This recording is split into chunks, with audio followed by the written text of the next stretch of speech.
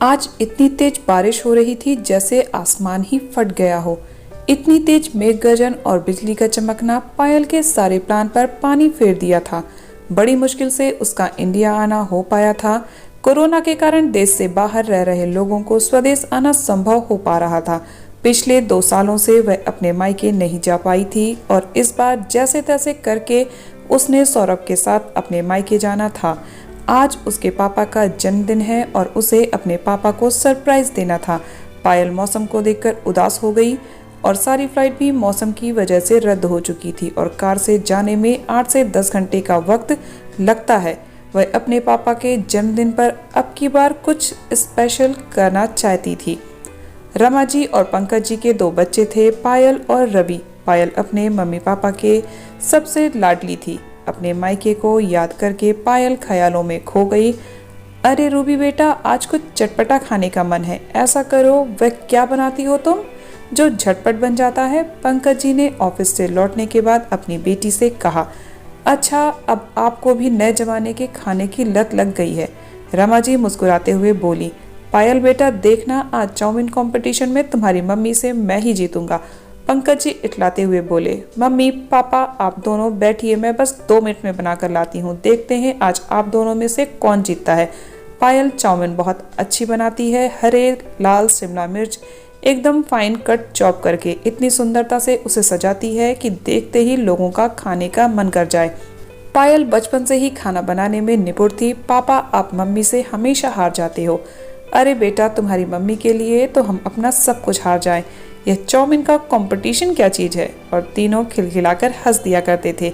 देखते देखते पायल कॉलेज की पढ़ाई करके कंपटीशन की तैयारी में लग गई और उसकी मेहनत रंग लाई और वह बैंक में ऑफिसर बन गई। पायल की अरेंज मैरिज हुई। जब सौरभ और उसके मम्मी पापा पायल को देखने आए तो एक झलक में ही सौरभ के परिवार वालों ने उसे पसंद कर लिया। कुछ ही दिनों में दोनों की शादी बड़े धूमधाम से हुई। उसने भारी मन से अपने मम्मी पापा से विदा ली। इधर पायल का उसके ससुराल में जबरदस्त स्वागत हुआ। शादी के कुछ दिनों बाद ही सौरभ को अपनी नौकरी पर वापस लौटना था। सौरभ का जल्दी वीजा लग गया और वह विदेश लौट गया, लेकिन पायल का वीजा नहीं लग पा रहा था। एक तरफ पति के पास जाने की खुशी और दूसरी तरफ अपने मम्मी पापा को छोड़कर विदेश जाने का गम। यहाँ रहती तो वह कभी भी दौड़कर मम्मी पापा से मिलने जा सकती थी, लेकिन विदेश जाकर यह संभव नहीं हो पाएगा। उसका मन बार बार इस चिंता से उभर रहा था। जाने से पहले पायल अपने मम्मी पापा से मिलने अपने मायके गई और दोनों से लिपटकर खूब रोई। पंकज जी ने दिलासा दिया कि बेटा तुम आराम से जाओ, अभी हम इतने बूढ़े नहीं हुए हैं जो अपना ख्याल नहीं रख सकते, और तुम्हारे भाई भाभी भी तो हैं हमारा ख्याल रखने के लिए। तुम हमारी चिंता मत करो और अपना ध्यान रखना। आज पायल को जाना है। उसने अपनी जॉब से रिजाइन कर लिया और संकल्प लिया कि वह विदेश जाकर कोई नई जॉब ढूंढ लेगी और फिर भारी मन से विदेश लौट गई। करीब 2 साल हो गए थे उसे अपनी मम्मी पापा से मिले हुए और अब 2 महीने से तो उसकी अपने मम्मी पापा से बात भी नहीं हो पा रही थी। भाई भाभी से पूछा तो वह हमेशा यही कहते कि मम्मी पापा कुछ दिनों के लिए घूमने गए हैं, आप चिंता मत कीजिए, वह एकदम बिल्कुल अच्छे हैं। सुनकर पायल को बड़ी तसल्ली मिलती।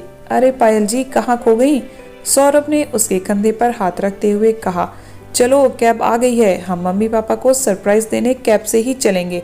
पायल ने चहकते हुए सौरभ को गले लगा लिया। जल्दी करो पायल, बहुत लेट हो गए हैं। दोनों ने फटाफट कैब पकड़ी और चल पड़े मम्मी पापा के घर। बगल में बैठी पायल को सौरभ चुटकी लेते हुए बोले। क्या बात है मैडम, बड़ी खुश नजर आ रही हो। पायल सौरभ के कंधे पर सिर रखते हुए बोली। सौरभ आप बहुत अच्छे हैं जो मेरे मम्मी पापा का इतना ख्याल रखते हैं। इतना लंबा सफर तय करने के बाद आखिरकार पायल पहुंच ही गई अपने मायके। मम्मी पापा भाई भाभी कहाँ हो आप, देखो कौन आया है। पायल पूरे घर में चहकते हुए बोली। रामू मम्मी पापा भाई भाभी कहाँ हैं सब लोग, क्या कहीं गए हैं। हाँ दीदी, बड़े साहब और मेम साहब कुछ दिनों के लिए बाहर घूमने गए हैं और छोटे साहब और छोटी मेम साहब बाबूजी के लिए जन्मदिन पर मंदिर में पूजा करने गए हैं।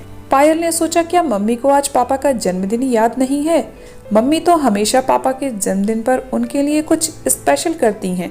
फिर अब की बार क्या हुआ। उसने अपने मम्मी पापा को फोन लगाया, लेकिन दोनों का फोन पता नहीं क्यों हमेशा स्विच ऑफ आता है। पायल ने सोचा चलो मैं भी मंदिर जाकर पापा के लिए पूजा करके आती हूँ। सौरभ और पायल दोनों मंदिर पहुंचे, लेकिन रास्ते से लेकर मंदिर तक उसके भैया भाभी उसे कहीं नहीं टकराए। पायल को थोड़ा अजीब लगा, लेकिन उसने ज्यादा ध्यान नहीं दिया। पूजा कर मंदिर से घर के लिए वापस आने लगी तो उसने सोचा कि पापा हमेशा से चाहते थे कि वह अपने जन्मदिन के अवसर पर एक बार वृद्धाश्रम जाकर वहां के लोगों को कुछ भेंट दें। पायल ने कुछ गिफ्ट खरीदे और चल पड़ी वृद्ध आश्रम की ओर। पायल मन ही मन बहुत खुश थी, लेकिन दूसरी तरफ थोड़ी उदास भी थी, क्योंकि अगर पापा खुद अपने हाथ से ये भेंट देते तो उन्हें और ज्यादा खुशी मिलती। सौरभ और पायल ने वहां के लोगों को पंकज जी के नाम से तोहफे मिठाइयां बांटी। लोगों ने पायल के पापा और उसको ढेरों आशीर्वाद दिया। पायल और सौरभ जैसे ही वृद्धाश्रम से आने लगे तो कुछ ही दूरी पर उसे अपने मम्मी पापा की झलक पड़ी। सौरभ, जरा गाड़ी पीछे लो, मुझे अभी ऐसा लगा जैसे मम्मी पापा रोड के किनारे बैठे हैं। सौरभ ने जैसे ही गाड़ी पीछे करी, अपने मम्मी पापा को ऐसी हालत में देख पायल के आंखों से आंसू आ गए। पायल के मम्मी पापा मटमैले कपड़ों में सड़क के किनारे बैठे थे और लोगों से खाने के लिए कुछ पैसे मांग रहे थे। पायल ने दौड़कर अपने मम्मी पापा को गले लगा लिया और जोर जोर से रोने लगी। पंकज जी को समझ नहीं आ रहा था कि यह कौन है।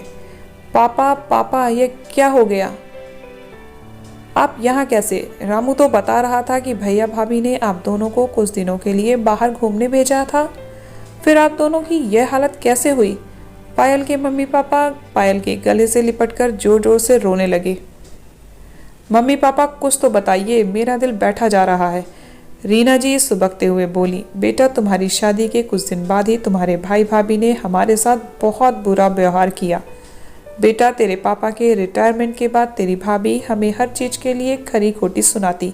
धीरे धीरे तेरा भाई भी उसकी बातों में आने लगा और वह भी हमें ही कोसने लगा। तेरी भाभी पापा और मुझसे घर का पूरा काम करवाती और खुद सारा दिन सहेलियों के साथ अपने किटी पार्टी में लगी रहती। इतना काम करने के बावजूद वह हम दोनों को बासी खाना देती। कभी कभार ताजा खाना हम छिपते छिपाते ले लेते तो हाथ से छीन लेती थी।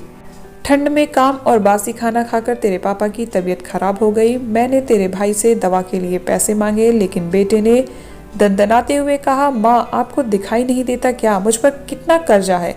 बुढ़ापे में छोटी मोटी बीमारियां तो लगी रहती हैं। क्यों आप मुझे और खुद को परेशान कर रही हैं? जाइए यहाँ से, मेरे पास फालतू के पैसे नहीं हैं। इतना ही नहीं, तेरे बाबूजी को कोरोना हो गया तो बेटे बहू ने हम दोनों को धक्के मारकर घर से निकाल दिया।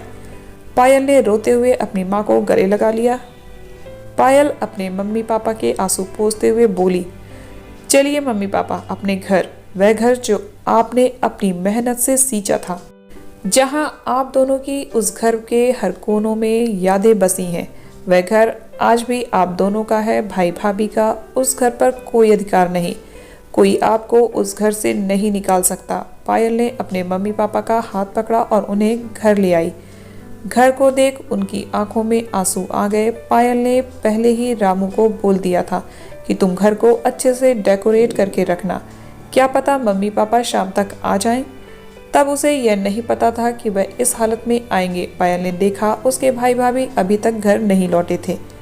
लौटेंगे भी कैसे, अपनी पार्टी में जो बिजी हैं। चलिए मम्मी पापा, केक काटिए। पायल और सौरभ ने दोनों का हाथ पकड़ते हुए कहा। केक कटिंग होने के बाद सबने खाना खाया।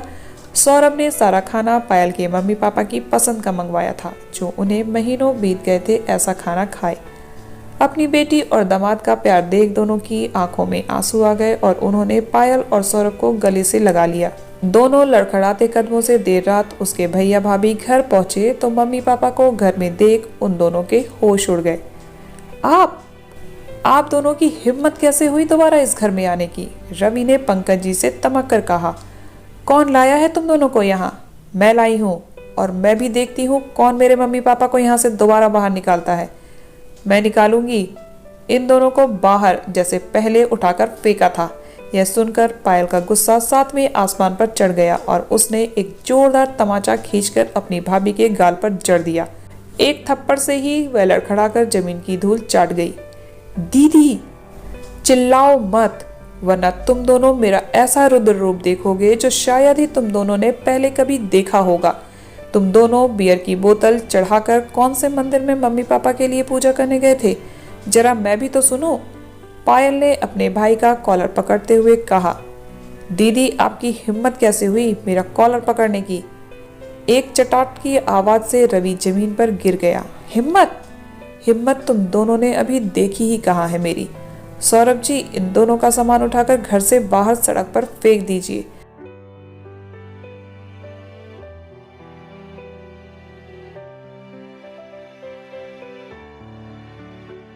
मैं भी देखती हूँ आज माँ बाबूजी को घर से कैसे निकालते हैं। दीदी आप हमारे साथ ऐसा नहीं कर सकती, यह घर मेरा है, रवि ने लड़खड़ाती आवाज में कहा। घर? कौन से घर की बात कर रहे हो तुम? यह घर अभी भी बाबूजी के नाम पर है, जो उन्होंने अपनी मेहनत से खून पसीने की कमाई से बनवाया था। तुम्हें बाबूजी ने अपनी जायदाद से बेदखल कर दिया है। अब तुम्हारा इस घर पर कोई अधिकार नहीं। अपना अपना सामान उठाओ और निकलो यहाँ। लेकिन उन्होंने उन दोनों को माफ नहीं किया और धक्के मारकर उन दोनों को सौरभ और पायल ने घर से बाहर निकाल दिया। दोनों दरवाजे पर गिड़गिड़ाते रहे, लेकिन किसी ने उनकी एक ना सुनी। पायल और सौरभ रमा जी और पंकज जी से बोले, चलिए मम्मी पापा, अब आप हमारे साथ हमारे घर चलकर रहेंगे। लेकिन पंकज जी ने उनके साथ जाने से इनकार कर दिया। बेटा, अब हमारी जिंदगी बची ही कितनी है, हम यही सही हैं, और वैसे भी मैं इस घर को छोड़कर कहीं नहीं जाना चाहता। पायल और सौरभ ने बहुत जिद की अपने साथ ले जाने की, लेकिन वे नहीं माने। पायल और सौरभ विदेश में रहकर ही अपने मम्मी पापा की पूरी देखभाल रखते हैं और जब भी उन्हें टाइम मिलता है उनसे मिलने आ जाते हैं। तो दोस्तों, आज की ये कहानी आपको कैसी लगी कमेंट करके ज़रूर बताइएगा। इसी तरह की ढेर सारी मनोरंजन से भरी कहानियों को सुनने के लिए चैनल को सब्सक्राइब ज़रूर कर लीजिएगा। मिलते हैं नेक्स्ट वीडियो में एक और नई कहानी के साथ। तब तक आप सब हंसते रहिए, मुस्कुराते रहिए, खुश रहिए।